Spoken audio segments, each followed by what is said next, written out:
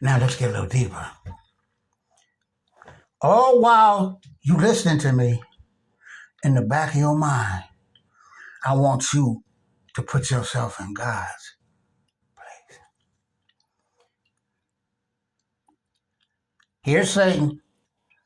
God knows Satan going to tempt man, but he gave him free will because he wanted to see what they were going to do. God always puts you in temptation's way, but he always leaves you what? A door out. That's what people need to recognize today, because God is the same, Satan the same, but people change. Everybody, they don't know God. They know what you tell them about God. We need to tell people how to relate to God in our lives today, because they're lost. They're really lost. You want to be great?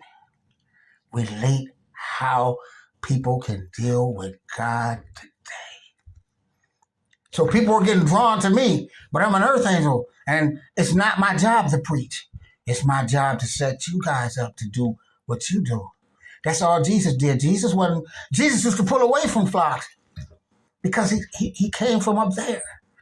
He taught disciples to take it to men. I'm not that. I'm not that, okay? Copy this and use it on your own interpretations, but it is what it is. Now, let's go further.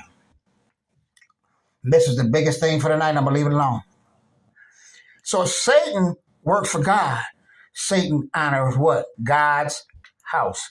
And God's house is the what? Church. But he also tempts man. You understand? Satan didn't attack the church. Man took Satan to the church. Remember that. Once that man came out of church, he put the temptation on man, because you outside of God's house. You're supposed to always be in communion with God. But man got all kind of things in their mind that's evil.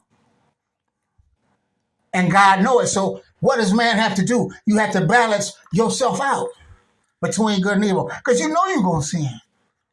Find balance. Now, once a man gets tempted by Satan outside the church, he goes to church and defiles church. Right? This is where it begins. So you taking Satan in the church, but everybody want to make the excuse,